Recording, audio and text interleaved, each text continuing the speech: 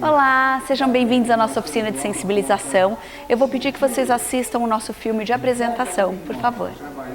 Bem-vindos ao programa de treinamento de sensibilização rumo à preparação do Hospital do Servidor Público do Estado de São Paulo como Hospital Amigo do Idoso. Bom, eu vou pedir que vocês preencham agora o nosso questionário. É um questionário de frente e verso. Vocês vão preencher a frente agora. E aí vocês vão caminhar com este questionário e vão preencher o verso só lá no final. A nossa oficina de sensibilização é uma das ações dentro do projeto Hospital Amigo do Idoso.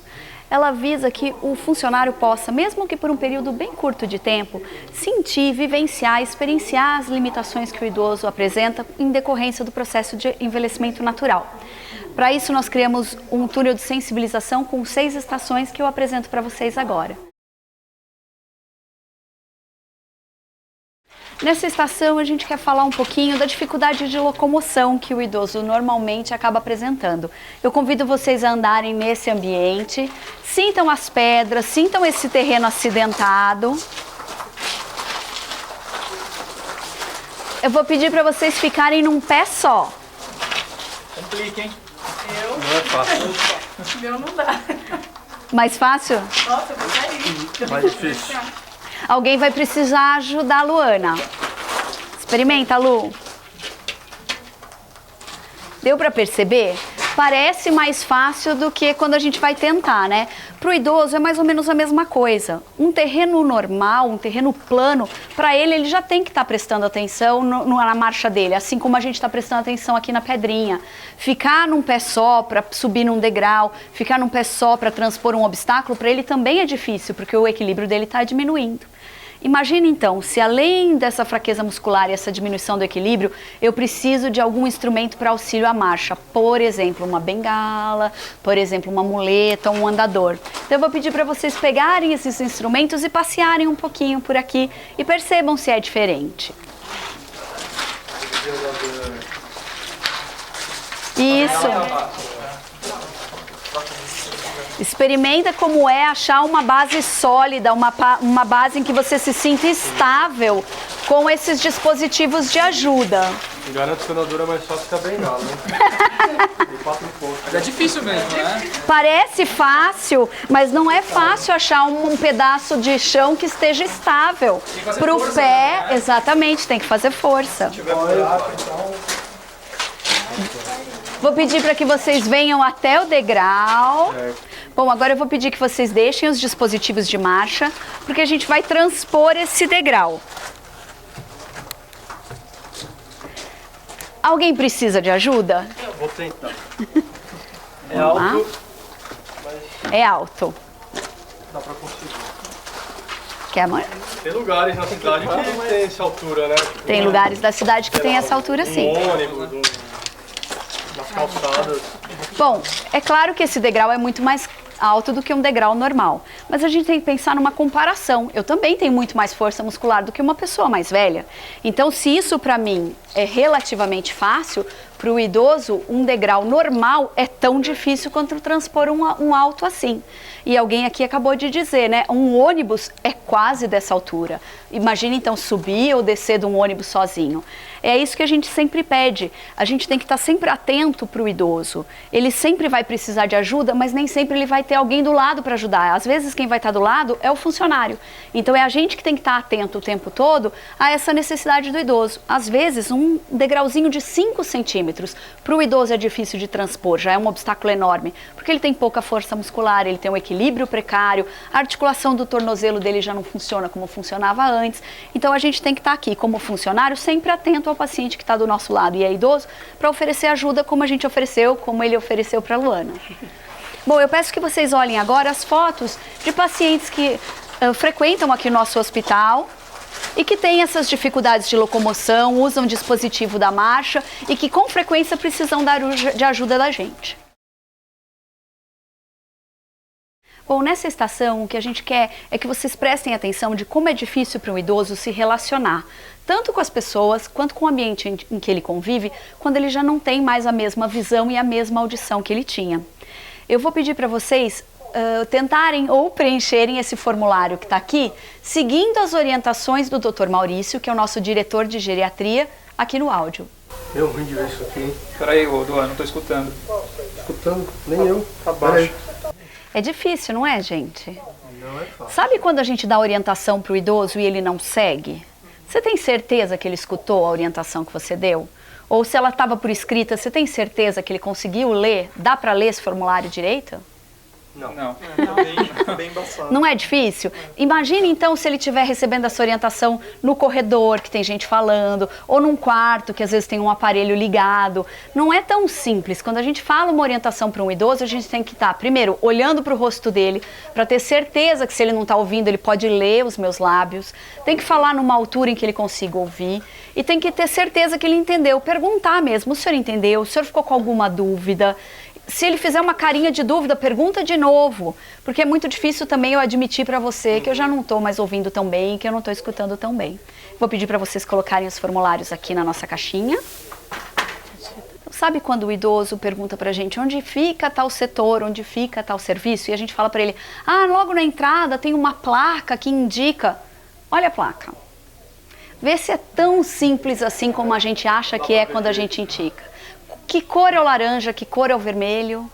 Ou então quando eu digo para ele, segue a faixa amarela, qual dessas faixas aqui você me diz com certeza que é a amarela? Não dá pra falar assim de cara. De cara não, né? E eles passam por isso, porque esse corredor tá cheio, ele tá vendo dessa forma embaçada, ele tá atrasado para fazer o exame e morrendo de vergonha de pedir, ajuda para alguém. Então a gente tem que estar o tempo todo orientando, mas tendo a certeza de que a nossa orientação foi captada, que a gente passou essa orientação de uma forma que ele realmente compreendesse. E não só segue aqui ou a placa está lá. Vai ter que ser um pouquinho mais elaborado do que isso. Bom, nessa próxima estação, a gente vai falar um pouco de algo que aflige o idoso não só fisicamente, mas aflige muito emocionalmente, que é a perda da independência. É você agora precisar de ajuda de alguém para fazer algo que antes você fazia completamente sozinho. Eu vou pedir para você higienizar a sua mão aqui, por favor. É só estender a mão aqui na frente. Isso. E agora eu vou pedir para você colocar essas luvas.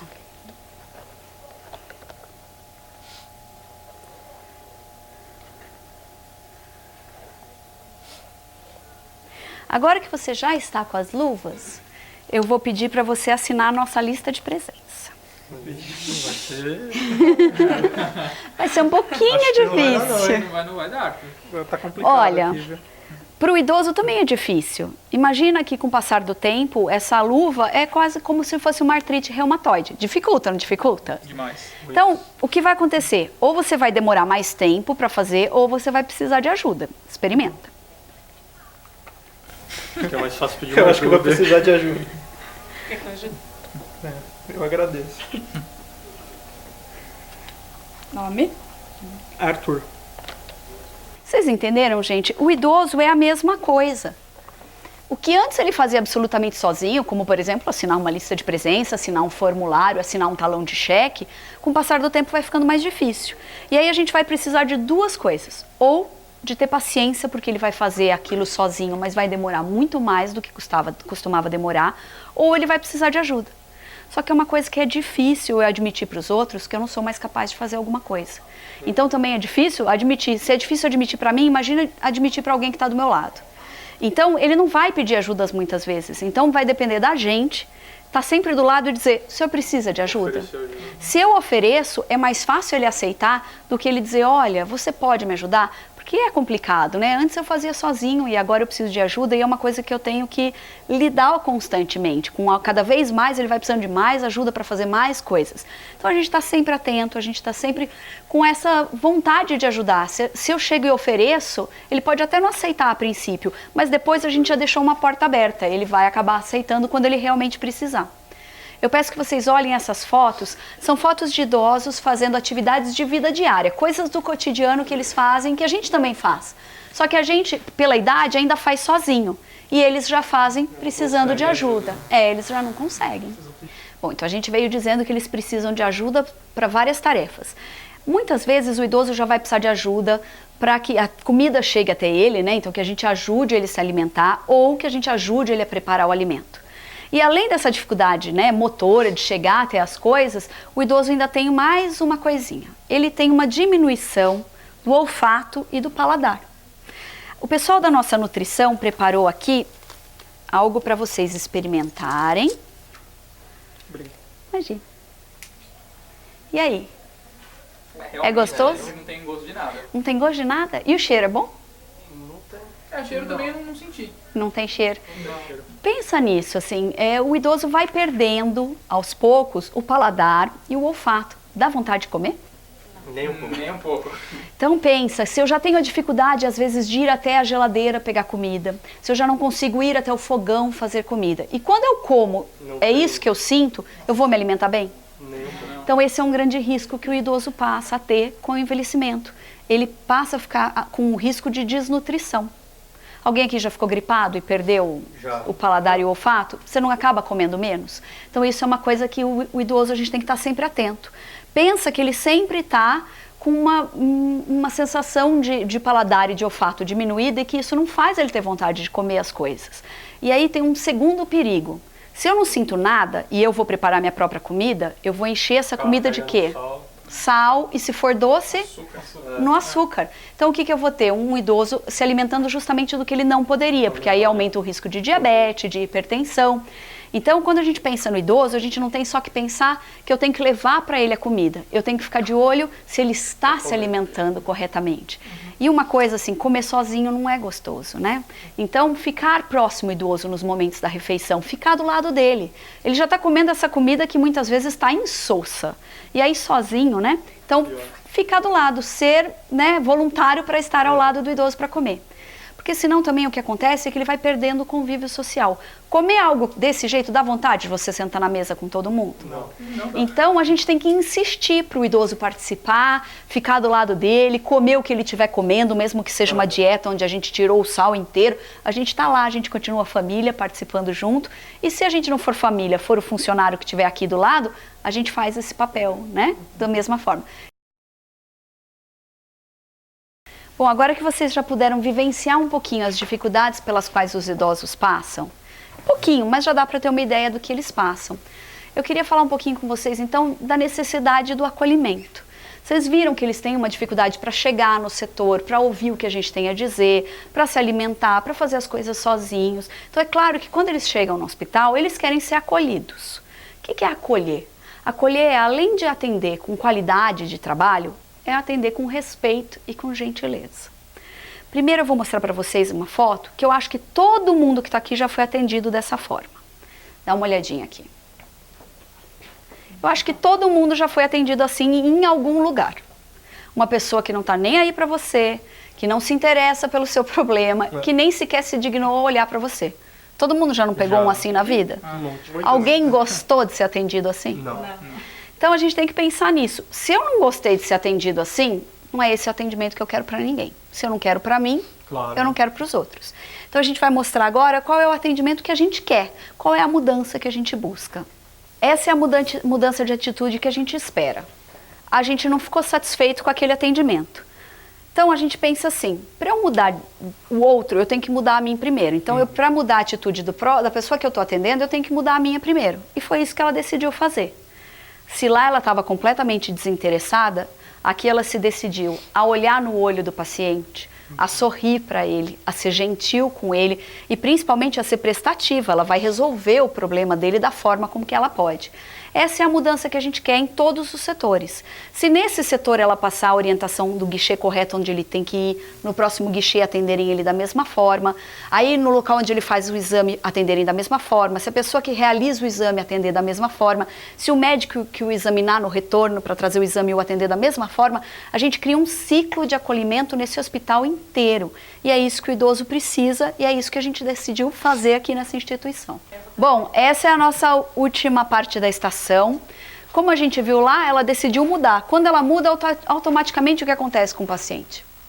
Fica mais leve, né, o clima também. Com certeza. Se eu mudo a energia, a pessoa que eu estou atendendo também muda a energia. Se eu mudo a minha forma de tratar, ele vai automaticamente mudar a deles. E isso é uma coisa que a gente vê muito. Ela só está dizendo que ela vai ajudá-lo. É só isso que ele está buscando. A gente chega no hospital, a gente está frágil. E aí vem alguém e me diz, pode ficar tranquilo, eu vou ajudá-lo. Não é isso que todo mundo quer ouvir? É isso que acontece mesmo. Né? É exatamente isso que a gente Eles quer. falam bem assim mesmo, né, os idosos. É, né, minha filha, obrigada. É, todo mundo vira parente rapidamente, né? A gente vira parte da família com eles muito rápido.